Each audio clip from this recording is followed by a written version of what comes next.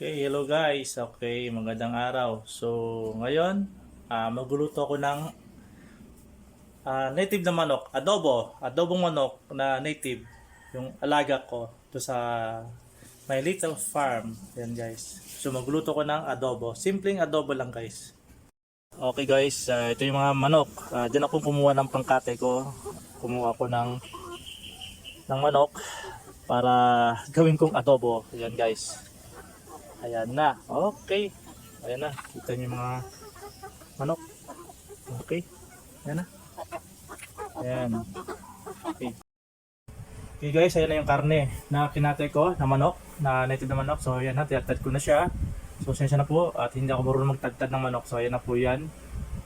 Then, ayan ang mga ingredients ko. Bawang, sibuyas, toyo, suka, asin, petchin, paminta, laurel.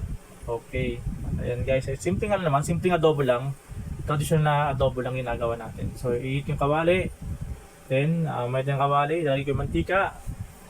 Then, kapag uminit yung mantika, so yan na, gigisa ko ng bawang sibuyas. Yan, okay na yung bawang sibuyas. Nag-brown na siya. So, ilalagay ko na yung karne ng manok. Yan. So, nilalagay ko. Then, after yan guys, malagay ko yung manok. Tatakpan ko muna guys. ng panandalian lang. Yan, okay na. Tapos ayan, tatakpan ko po siya. Okay na. Pag natakpan ko na siya, after few minutes, ayan na, bubuksan ko ulit at hahaluin ko siya guys. Ayan na. So, lumabas yung sabaw ng manok, yung katas niya, ayan na. So, kunti, iyan natin yan, halo-halo natin. After natin siya ihalo, para mabaiktad naman, yung ibabaw, milalim siya, para maluto siya. Yan guys, okay. Tatakpan ko ulit at iiwan natin ng ilang saglit lang na ilang minuto para lalo siyang maluto at lumambot yung manok. Yan guys, so malambot na yung manok guys, ayun na. So, lalagyan natin ng mga ingredients na. Okay, yan, bay leaf, yan. Laurel. So, maglalagay tayo ng ilang peraso. Then, after nyan yung paminta. So, maglalagay tayo ng paminta para masarap at manood yung sarap ng manok. Yan, isa rin nagkapasarap ng paminta natin. Yan, laurel, paminta, yan, yan. Okay, so yan, buhos ko na yung paminta. Kunting asin. Okay, kunti lang asin guys kasi mamaya maglalagay ako toyo para hindi, baka umalat siya. So para ano, kunti lang asin lang. Yan, lagyan natin ng konting betchin, yung MSG, kunti lang kasi native naman siya, malasang malasa yan. Okay, kunti lang naman na betchin lang. O yan, okay na yan. Then, sunod natin yan, after betchin, yung yan, hinahalo natin, halo-halo. Yan, hinahalo-halo. Okay. Yan na, at lagyan natin ng toyo. Yan.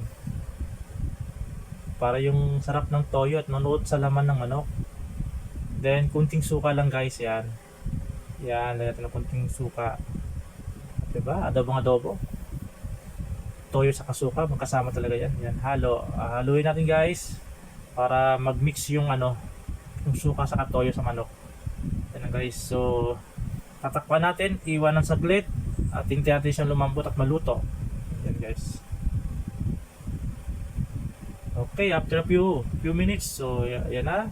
Lalagyan ko ng chili flakes. Ano lang guys, optional lang guys. Kung gusto niyo lagyan ng ano, ng chili flakes para naman na spicy naman yung ano, yung luto ko. Kasi gusto ko kunting spicy. Yan guys. So lagyan ko ng konting spicy. Okay, yan na. Tingnan nyo. Okay. Luto na siya, yan na, malambot na. So sangkutsa ko. Kaya sangkutsa ko yung adobo para lalo pang sumarap. Yung nagkapasarap dyan yung sinasangkutsa. Okay. Yan. Yung adobong ano na, adobong tuyo na walang sabaw yan, walang sauce. So patutuyuin ko yung ano, yung adobo. Yan na guys. Wow, sarap naman yan. Okay. Ayan na. Okay, luto na siya guys. Ayan na. Ayun na yung adobong native na manok yan. Ayan na. Luto na yan guys. Okay. Nagtamas. Ayan na. Aking finished product. Ayan. Adobong native na manok guys. Ayan na. Tara, kain na tayo. Ayan na. Ito na yung tsura ng aking adobong native na manok. Simple, traditional na luto. Simpleng lutong adobong manok. Thank you guys, kain tayo. Thank you for watching. Thank you so much.